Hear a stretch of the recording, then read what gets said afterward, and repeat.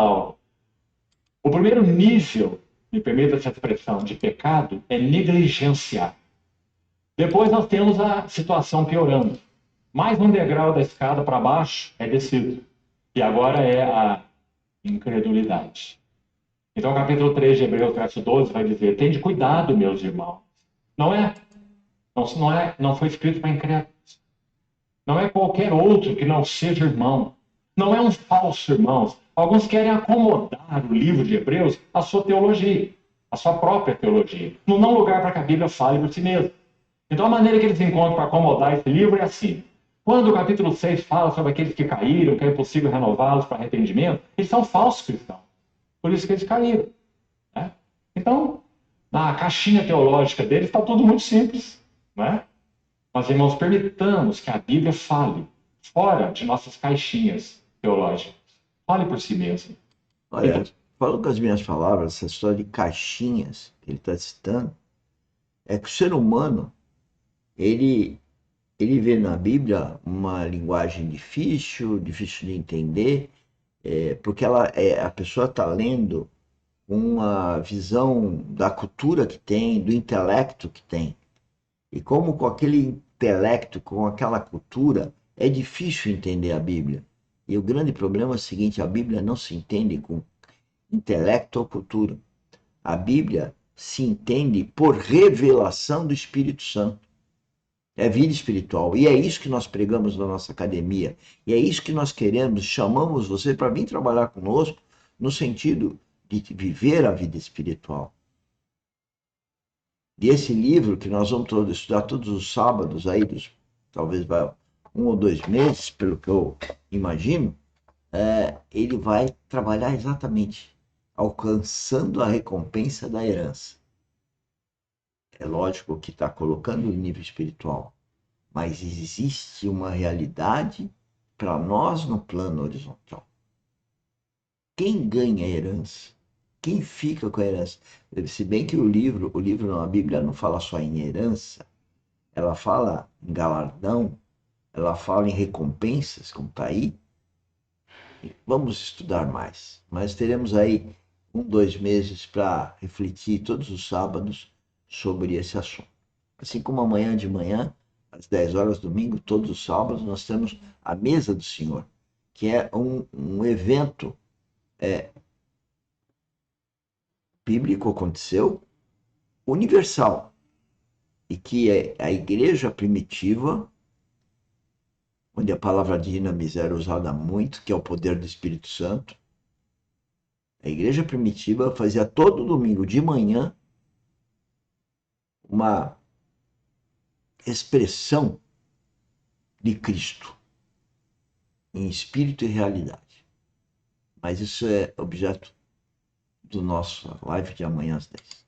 Então, não é isso que o livro ensina, não. Ele foi escrito definitivamente para cristãos, não para judeus, hebreus. Eles são hebreus cristãos, compreende? Eles estavam até mesmo sendo perseguidos, não é por ser judeus. Se fossem judeus, não seriam perseguidos. Veja, ele está dizendo que a Bíblia, né? Não é só esse livro, foi escrito para cristãos verdadeiros, corrigindo cristãos verdadeiros, corrigindo aqueles que tiveram o Espírito vivificado. É para eles que foi dirigido. Então, esse problema é para aqueles que nasceram de novo, que significa para mim, pelos meus estudos, 5% da população. E os outros 95%?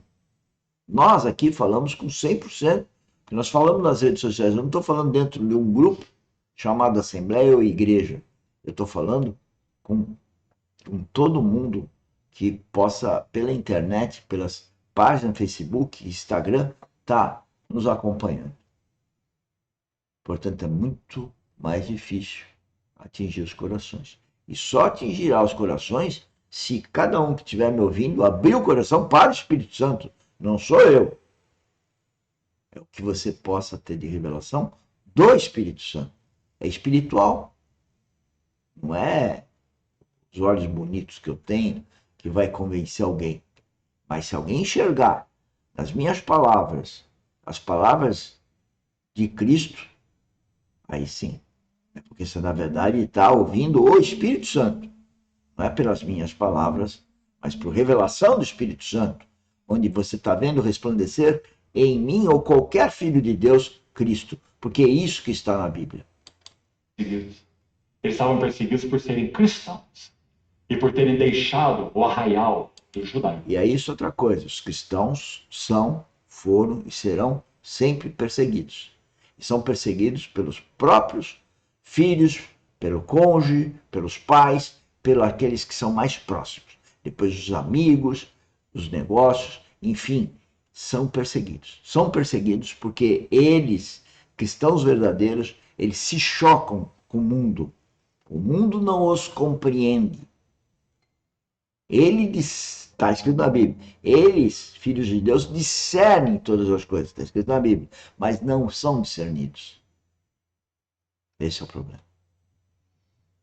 O preletor aqui, o Romeu Bornelli, está falando numa conferência para cristãos. A Bíblia foi escrita para cristãos. Cristãos é aquele que tem uma vida espiritual. Nós estamos falando aqui para pessoas que pensam que nós somos religiosos. Nós não somos religiosos. Nós somos cristãos verdadeiros. Nós temos uma vida espiritual. Tivemos um novo nascimento e hoje temos, apesar da idade física, né, de 68 anos, indo quase para 69, e tendo nascido aos 19 anos, veja quantos anos que eu precisei para hoje me sentir um adolescente espiritual. Adolescente. Ou seja, se eu tivesse nascido num grupo que fosse religioso, como é o caso desses preletores, eu talvez não tivesse uma infância espiritual muito longa como eu tive. Talvez, não sei. Porque isso é propósito que Deus tem para cada um de nós. Capítulo 13 é muito claro. Saiamos a ele fora do arraial, levando o seu vitupério. Porque eles eram cristãos. Então, pecado da negligência, descendo, ou se acentuando, né, a escada descendente para a incredulidade. Não haja, cuidado, irmãos, não haja. Isso é uma outra coisa triste, porque depois da negligência vem a incredulidade. Isso acontece dos filhos com seus pais, dos liderados com seus líderes. Isso acontece com os homens e o Pai Celestial. Não crê mais. Ele está falando de quem crê, que perdem a crença. Ele está falando e dirigido a cristãos verdadeiros. Imagina os outros, que já estão dominados no mundo pelas trevas da vida espiritual. Em qualquer de vós um perverso coração de incredulidade. Antes recebíamos a palavra do Senhor. Antes nos deleitávamos nela. Antes nós éramos chocados pela sua palavra. Antes terminava as reuniões, nós íamos para o nosso quarto orar. Não queríamos ficar batendo papo sobre futebol, política, ou seja o que for. Nós queríamos ficar quietos diante do Senhor e dizer: Senhor, tem misericórdia de mim. Me tira da condição em que estou. O Senhor é minha única esperança. Antes a palavra de Deus fazia isso conosco. Agora, quando nós ouvimos a palavra, ela é uma cantiga de ninar. Embala os nossos corações, né? E não falta entretenedores de plateia para isso, né? Mas não produz nada em nosso coração. Então o livro de Hebreus vai dizer: não, misture a palavra com fé. Porque ela tem uma expectativa de vida. Se você não agarrar, capítulo 2, importa que nos agarremos com mais firmeza as verdades ouvidas. Se você não agarrar, ela vai se esvair. Isso que é triste. Isso é o que a palavra de Deus ensina. Mas nós damos tudo por absoluto. Basta sentar, escutar, não é? E damos por certo que por causa disso o Espírito Santo está trabalhando em nosso coração. E realmente não é assim, nós sabemos.